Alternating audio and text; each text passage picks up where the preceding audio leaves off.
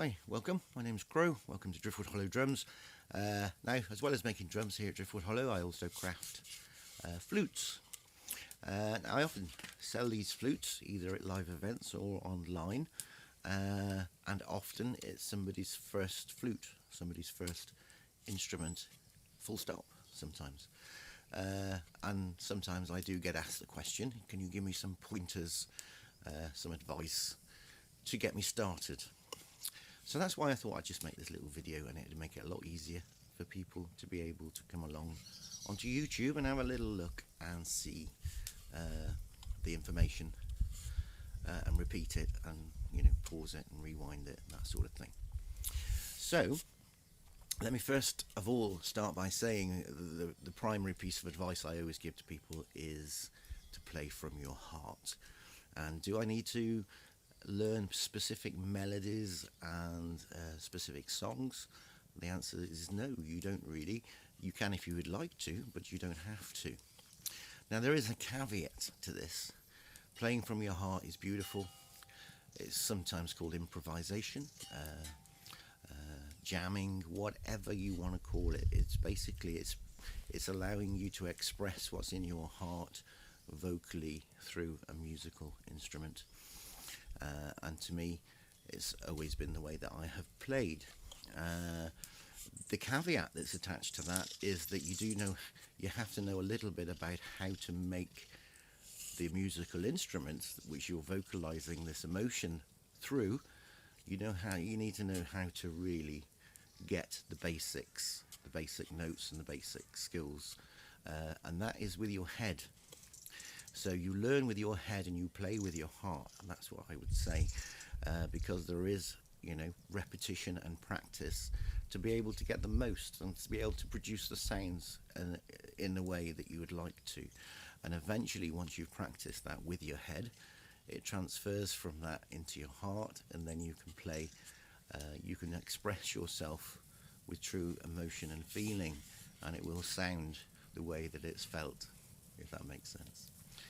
So the flutes that I make are predominantly this 5-hole design. So when you get your flute, first off, the first thing that you need to do really is to have a look at this area here. This is the block, or the totem, which is held on with this piece of leather, and it needs to be positioned just correctly, and it needs to be nice and tight onto the flute. And this is to stop any air escaping from around the sides or out of the back. You want all of the sound being directed underneath this. So this area here, this is a sound hole. This edge here is the splitting edge, and the other edge of this hole is in line with the edge of the block. And this wants to be just shy, just slightly back from that edge, only by a millimetre or a millimetre, half a millimetre, something along those lines. Sorry for the noise, I've got a fire going here and it's crackling away. So yeah, so this needs to be in the right position, and you need to make sure that it's nice and tight with the leather here. I'll quickly demonstrate, because you need to, the first thing, never tie this in a double knot. Always keep it a single knot, whatever the material, whether it's leather or cord or jute or whatever. Because a double knot, although it might appear to be tight when you first tie it, eventually it will loosen. And if you've pulled it really tight, you're going to have a hell of a job to try and undo that double knot which you've really pulled tight. So it's best just to keep retightening the single knot, because you will need to take this off for maintenance, to clean underneath. Any debris, any build-up of moisture, globules, droplets that build up from the condensation in your breath, they will build up onto this channel here, and if they do, they will obstruct the flow of air, which will affect the way that the flute performs and the way it sounds. So I don't know if you can see here. So this part of the flute and that part of the flute at the top is separated by this block here. It's two separate chambers, And the only way the air can get from this end to that end is by coming up that hole, travelling along that very, very shallow little trough, and then coming out at this end. And when it comes out, it's in a very, very tight jet of air. That jet of air is then split on this edge, and some of the air will go inside the flute and some will come out of the flute. And that process is what makes the sound. So that's the theory behind how a flute makes its sound. To tie the block, I would say hold the flute in your left hand, place the block on the top, make sure it's the right way around, and then just hold that on there with your finger like that. And then get your cord, or your leather, or your strap, whatever it is, just pin that on like that, and let it just drop down so you've got a short end and a long end. And then take the long end and wrap it around, and as you do, you create a little bit of tension. Normally I hold this between my legs when I'm doing this, so that I can get some tension onto it. Just position that block where it needs to go to, hold it between your legs if it's convenient, and tie a single knot. And as you do, just pull it tight and pull it to, and then you've got a nice tight block. It's not going to shake around or move around.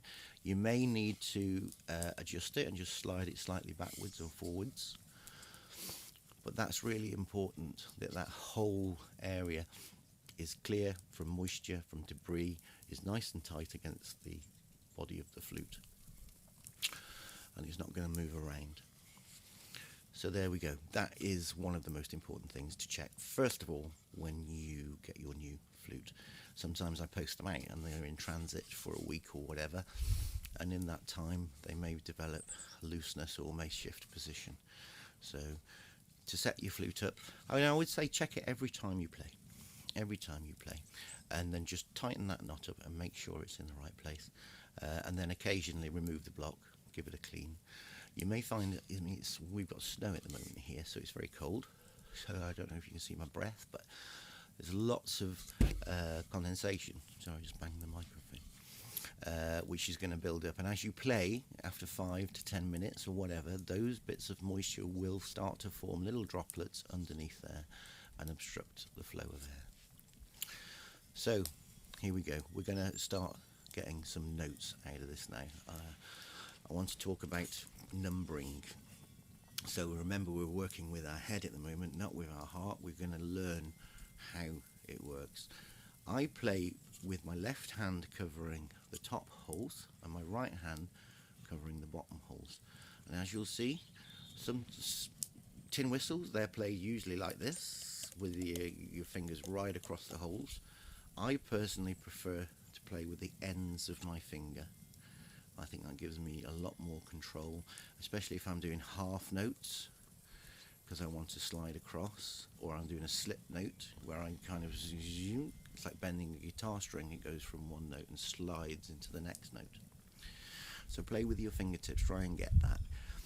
Some of these holes here are quite big, and if you've got very tiny fingers you might find that difficult, and you might find you need to use the pad of your finger more across like that. And if you do, then that's fine as well. You will develop your own style of playing. The easiest mistake to make for a beginner is to not cover the holes properly, cleanly and thoroughly, and there is air leaking out from underneath one of your fingers, which causes your flute to squeal and make an unpleasant sound. So if all of the holes are covered correctly, you should get a nice clean sound. Let's try. Hopefully I'll manage to get them clean.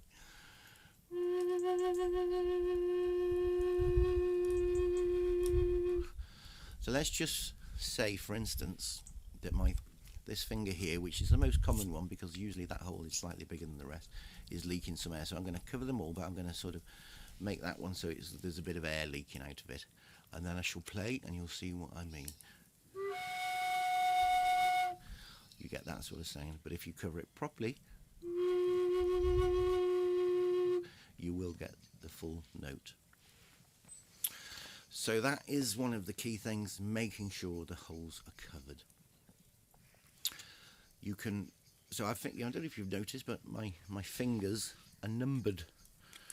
This one being number 1, number 2, number 3, number 4, number 5, and number 6 is this one. Now number 6, let's talk about finger number 6. Note number 6 is when you have got all of the holes open, but because you're keeping this number 6 down onto the body of the flute, when all of the fingers holes are open, you can still hold your flute. It's balanced between your thumb and your finger like that. So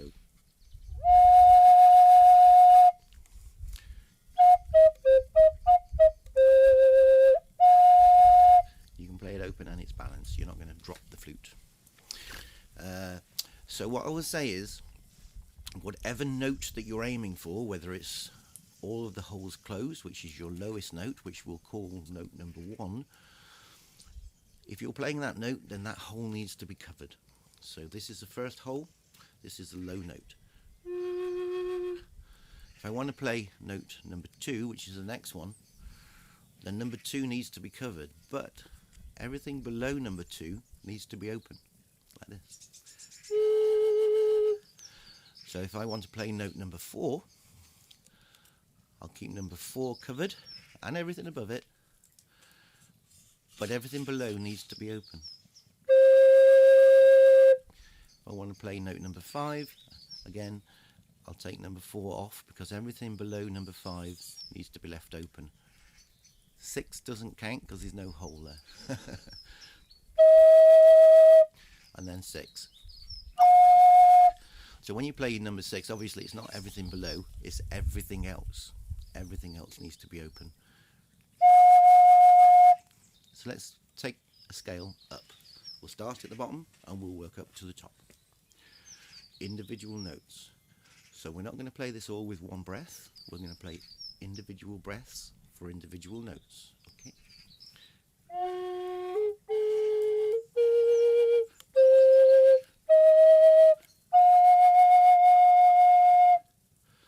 So let's go down. We'll start with note number 6.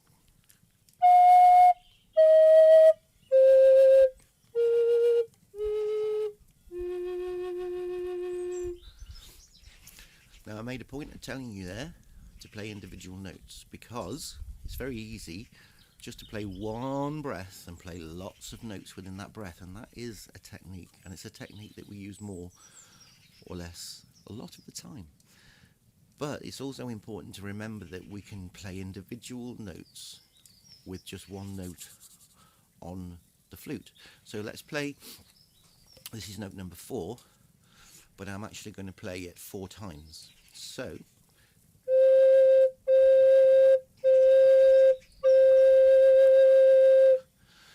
I played it 4 times, and on the 4th time I let it go for 2 counts. So this is, I'm not going to go into music theory, but it's the method by which we create a variety of different phrasings and feelings within our music that we play. Another way that we can create feelings is tap-ons, pull-offs, that sort of thing. So I'll demonstrate that here. It's that technique where we're just going to tap it on and off to play a note.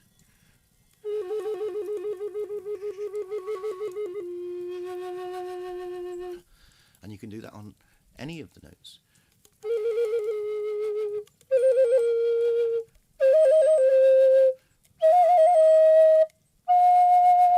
Except for that one.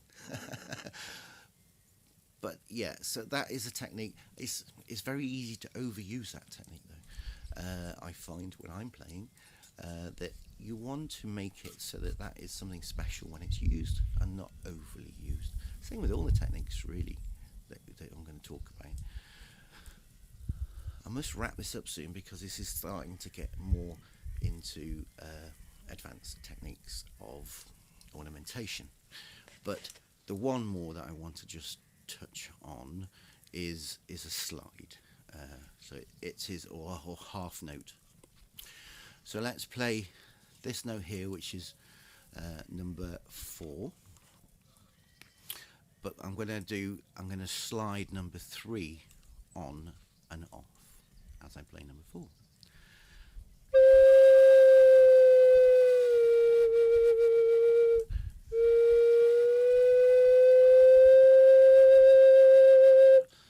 So that's a technique that you can use. You can use it in a variety. You can either slide it up or slide it down, and it just gives you that nice transition between notes. It's also, you can use it to play a half note.